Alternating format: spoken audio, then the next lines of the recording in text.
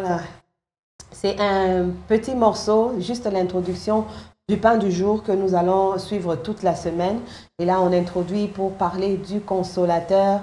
Le pasteur Amani était déjà en train d'expliquer comment est-ce qu'on peut comprendre la consolation du Saint-Esprit. Le consolateur qui nous a été légué, qui nous a été envoyé, c'est que nous étions un peu comme perdus. Hein, il faut comprendre ça, pasteur. Est-ce que nous étions un peu comme perdus pour qu'on nous envoie un consolateur? On avait déjà Jésus. Après l'ascension, il fallait qu'il y ait un consolateur. Alors, comment est-ce que nous pouvons comprendre l'importance du Saint-Esprit dans la vie? Comment comprendre l'importance du Saint-Esprit dans la vie d'un chrétien? Vous venez de dire, est-ce que nous étions perdus pour qu'il y ait un consolateur? Parce que Jésus était déjà là. Jésus était là, mais il avait déjà une mission qui avait déjà été impartie, même les temps. À la croix, lorsqu'il devait rendre l'âme, il a crié « Tout est accompli ». C'était la fin de sa mission. Il avait accompli sa mission et il devait rentrer au Père, comme il avait dit à ses disciples. Il est avantageux que je m'en aille pour que le Père vous envoie un autre consolateur. Mais maintenant, pourquoi Jésus utilise le mot consolateur? Là où il y a votre question. C'est parce que les disciples étaient habitués avec lui. C'est lui qui les a fait sortir du travail là où ils étaient. Les Matthieu, ils étaient des collecteurs d'impôts. Pierre était à la pêche. Ils ont laissé le travail. Même un jour, Pierre dira à Jésus, « Nous qui avons tout laissé, qu'est-ce qu'on va gagner ?» C'est Jésus qui les prenait en charge. Il voyait les miracles que Jésus pouvait faire. Pierre un jour a dit à Jésus, à qui rions-nous? C'est toi qui as les paroles de la vie. Maintenant, tout d'un coup, Jésus à Jérusalem, quelques jours avant de mourir, il vient leur dire qu'il doit mourir, rentrer vers le Père. C'est là qu'ils étaient tristes, en disant, mais ce monsieur, ça fait plus de 3 ans, nous étions avec lui. Et il va aller comme ça, qu'est-ce que nous serions? Alors Jésus dit, mon Père vous enverrait un autre consolateur. C'est qu'il est de la même nature que moi. Tous vos besoins, tous vos problèmes, il sera là, il va vous consoler. Comme j'étais avec vous, je vous consolais, je vous prenais en charge. Ça dit beaucoup de choses, le mot consolateur là. Parce que les disciples voyaient qu'il y aura un manque dans leur vie. Quelqu'un qui était cher à eux, il ne sera plus là. C'est ça avec la mort. Hein? Oui. On se pose beaucoup de questions. Mais la personne ici, si elle n'est plus là, qu'est-ce que nous serions aujourd'hui? Qu'est-ce que nous serions demain? Toutes ces questions que les disciples parlaient, là que Jésus a dit, il enverra un autre consolateur. Parce que sa mission avait pris fin dans le monde, sur la terre. Hein, je précise, sa mission avait pris fin sur la terre. C'est maintenant l'Esprit qui devait venir aussi faire sa mission après la mission de Christ qu'il avait accomplie sur la terre. C'est le consolateur. C'est un peu comme un orphelin qui n'a que des soucis, qui n'a que des problèmes et qui a enfin quelqu'un qui peut venir lui donner, consoler son cœur, lui donner ce qu'il a manqué. L'apaiser, consoler comme vous le dites là, l'apaiser, l'aider à oublier ses peines, l'aider à oublier ses douleurs. En fait, c'est ça le Saint-Esprit.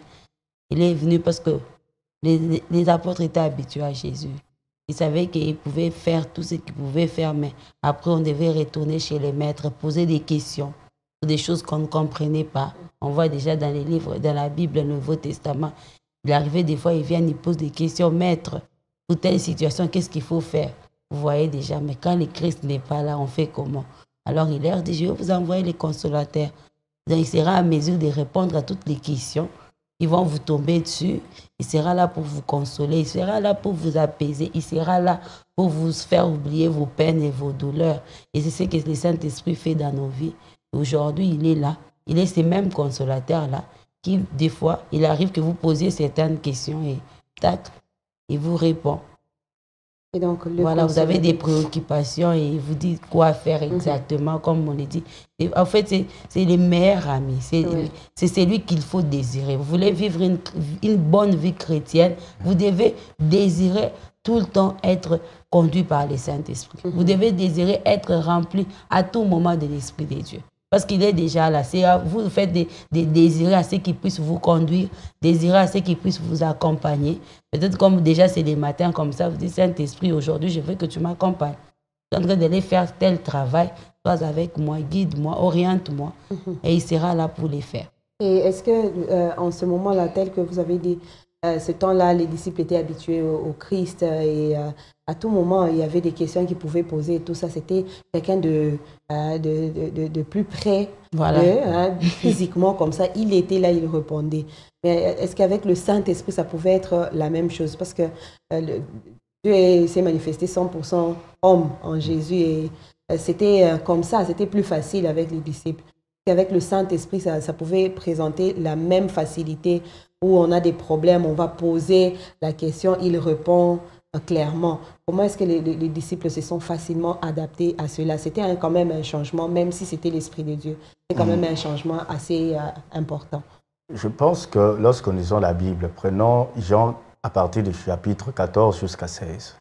Je pense vers 14 où Jésus leur dit « Le Saint-Esprit que le monde ne connaît pas et ne peut pas recevoir, mais que vous connaissez. » Voyez un peu ça. C'est que Jésus a eu le temps de parler à ses disciples du Saint-Esprit. Le Saint-Esprit, c'est une personne.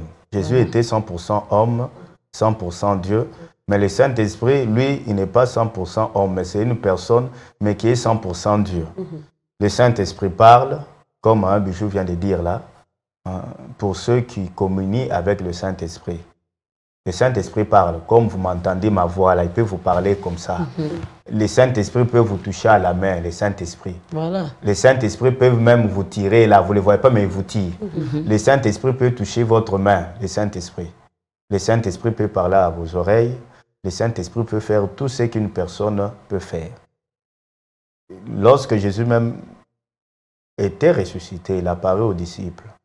Il souffle sur eux, il dit « Recevez l'Esprit ». Recevez l'Esprit. J'aimerais encore aller avec, dans l'autre angle. Avant qu'il puisse mourir, il leur dit ceci, vous ne resterez pas, je ne vous laisserai pas qui? Orphelin, parce que je serai absent. Il les ressuscite, il leur voit encore. Thomas, viens toucher ma main. Thomas vient, il touche. Ah, réellement, il est ressuscité. N'est-ce pas?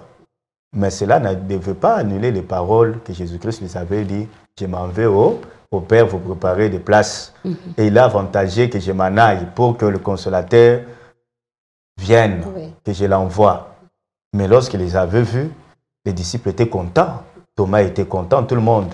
Pierre était content. Ah, il a ressuscité. Mais cela n'excluait pas les paroles de dire le consolateur viendra. Il souffle, lui dit, recevez l'Esprit. C'est pour dire encore quoi? Même si vous me voyez là, je vous apparais, je ne serai pas toujours avec vous. Mais vous recevez l'Esprit qui doit venir. C'est celui qui va vous conduire. Il dit, il vous conduira dans toute la vérité. Il vous enseignera tout ce que je vous ai dit et il vous rappellera, il prendra de ce qui est en moi et vous les donnera. Recevez-le. Mais est-ce qu'on reçoit le Saint-Esprit? Bon, je pense que ça, on va développer ça au courant de la semaine selon les extraits de la prédication du pasteur Mami. Nous sommes appelés à recevoir le Consolateur. Alors, elle vient d'utiliser ces termes. Je vais donner cet exemple. Un père de famille qui décède. Les enfants commencent à pleurer, même les gens de la famille. C'est lui qui prenait toute la famille en charge. Mais en mourant, il fait un testament où il écrit « C'est votre oncle tel et Robert qui sera votre tuteur. Maintenant, il est déjà décédé, il est parti. Il vous a laissé toutes les instructions. Mais vous, quand vous avez un problème, vous commencez à penser, papa, s'il était là. Mais papa, s'il était là, il a déjà laissé tout ce qu'il faut à l'oncle Robert. Vous n'avez qu'à regarder l'oncle Robert. C'est celui qui va vous consoler. Quand vous manquez des minervales, il viendra vous apporter les minervales. Quand vous êtes malade, vous vous posez des questions, il viendra vous donner un réconfort avec les finances. C'est lui qui va vous amener à l'hôpital. Quand vous allez vouloir vous marier, il va vous apporter des conseils. Il va vous soutenir partout. C'est ça un consolateur. N'est-ce pas? C'est une question de confiance aussi en ce consolateur qu'on nous a... Voilà, c'est ça au fait. C'est une question de confiance, comme vous le dites là. Vous devez avoir confiance à ces consolateurs-là. J'ai beaucoup aimé ce que le pasteur a dit. Il dit, il peut même vous arrêter. Moi, j'ai un témoignage d'un oncle qui était quelque part. Et puis on lui dit, on t'appelle en urgence. Il y a quelqu'un qui t'appelle là. Le temps pour lui de quitter là où il était, pour aller vers la personne qui l'a appelé. Il y a une explosion qui s'est produite là où il était. Les gens sont morts. Il est allé là-bas, là où il est allé, il n'a pas trouvé la personne qui l'a appelé. Non, c'était seulement l'esprit qui voulait l'enlever. Mais il a entendu qu'on l'a appelé. Quand il arrive là-bas, mais où est la personne qui m'a appelé? La personne n'est pas là, mais il y a eu des morts de ces côtés-là. Comme je vous dis, c'est aussi une question de confiance et aussi important de savoir comment Dieu vous parle. Comment le Saint-Esprit vous parle. Peut-être qu'on aura à développer ça tout au long de la semaine, mais c'est ça qui est important. Comment l'Esprit de Dieu vous parle. Comment le Seigneur vous parle. Parce que quand vous ne savez pas non plus, c'est difficile pour vous peut-être de vous arrêter, de vous dire, mais là, il faut que je m'arrête. Pourquoi je dois m'arrêter? Vous savez? Donc, c'est ça, au fait. Il faut une question de confiance. Vous avez confiance et vous savez comment le Seigneur vous parle. Parce que quand vous avez confiance et vous savez comment il vous parle, même pendant que nous sommes en train de tenir ces moments, vous allez sentir qu'on vous parle à l'intérieur de vous. Vous dites, ça c'est le Saint-Esprit qui me parle. Je dois me lever et partir. Nous, on va vous prendre pour une folle. Mais ça, Valentine, c'est quoi? On est en plein direct, vous allez où? C'est plus tard qu'on comprendra que quand elle s'est levée, il y a quelque chose qui s'est produit ici. Ou bien quand elle est partie là-bas, c'est peut-être pour aller secourir quelqu'un qui était de l'autre côté. Nous, on ne savait pas, mais vous avez senti ses besoins dans votre cœur. Donc, c'est une question de confiance. Vous avez parlé, on a parlé de l'oncle Robert. C'est une question de confiance. Oui. Quand papa est parti, il vous laisse l'oncle Robert pour que vous puissiez vous habituer au mode de fonctionnement de notre oncle Robert. Vous devez d'abord l'accepter et faire confiance à l'oncle Robert. Oui. Quand vous lui faites confiance, ça devient plus simple pour vous. Vous n'avez plus pensé à papa. En cas de problème, vous allez courir vers l'oncle Robert et il va vous donner l'argent des Minerva. Oui. On a fait l'expérience de cela quand on était à l'école. Les cours qu'on détestait le plus, c'est les cours dans lesquels on avait toujours peu de points. On ne réussissait jamais parce qu'on n'aime pas le prof. Mais vous voyez que quand vous aimez, vous acceptez un professeur, vous voulez vraiment comprendre. Si vous n'acceptez pas ça devient compliqué pour vous. Est-ce que le Saint-Esprit, il parle? Est-ce qu'il sera comme Jésus? Nous, on était habitués, des fois, on pouvait manger avec Jésus. Vous nous parlez d'un inconnu, vous voyez déjà, vous doutez. Au fait, quand vous doutez, vous refusez, c'est difficile que ça marche pour vous. Ils ont accepté. Voilà, il faut accepter. Sans beaucoup poser des questions. Voilà. Vous savez, il y a des gens qui se considèrent toujours comme orphelins malgré qu'ils sont chrétiens. Oui. Orphelin à vie. Mais le consolateur est là. Il est déjà là, il est déjà venu. Jésus, il crie à Jésus chaque jour. Il crie à Jésus, ce n'est pas mauvais. Mais le Saint-Esprit, c'est celui qui est dans le monde. Jésus-Christ est au ciel à côté du Père. Mais il nous a laissé le Saint-Esprit. Combien parle au Saint-Esprit? Combien adressent leurs demandes, prières au Saint-Esprit? Parce que prier signifie demander. Les disciples, tous leurs besoins qu'ils avaient, ils allaient demander à Jésus. N'est-ce pas? C'est Jésus qui a apporté des solutions. Mais est-ce qu'on accepte d'abord le consolateur là? Le consolateur que nous a envoyé pour ne pas demeurer orphelin de Jésus. La paternité de Jésus, ça se retrouve dans le Saint-Esprit. Le Saint-Esprit aussi, on l'appelle l'Esprit de Christ, l'Esprit du Seigneur. Je pense qu'avec la semaine, on va voir comment évoluer avec les extraits qu'on aura à nous proposer par rapport au consolateur, comme ça a été enseigné le dimanche. Le consolateur, quand il est venu au complet. Christ dit, je vous donne ma paix, je vous laisse ma paix.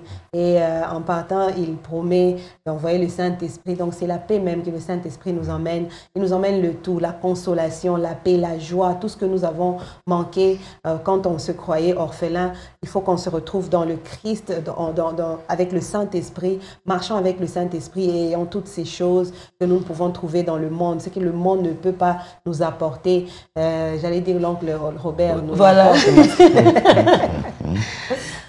Franchement, il faut commencer par accepter cet esprit de Dieu. Acceptons l'oncle que papa a laissé et faisons confiance en l'oncle parce qu'ils font un au fait, ils ont le même sang, ils savent eux-mêmes comment ils collaborent et donc si papa n'est pas là, oncle est là pour tout faire, c'est une question de confiance. C'est vraiment un bon exemple, une belle illustration. Et donc, comme je disais, faisons confiance au Saint-Esprit. On va avoir le temps de développer toute la semaine, demain, après-demain, jusqu'au vendredi, et de voir comment nous pouvons marcher et bénéficier de tout ce que le consolateur peut nous apporter et comment nous pouvons en bénéficier. Si nous avons confiance, nous commençons par l'accepter, nous pouvons avoir tout l'héritage du Père par l'oncle Robert.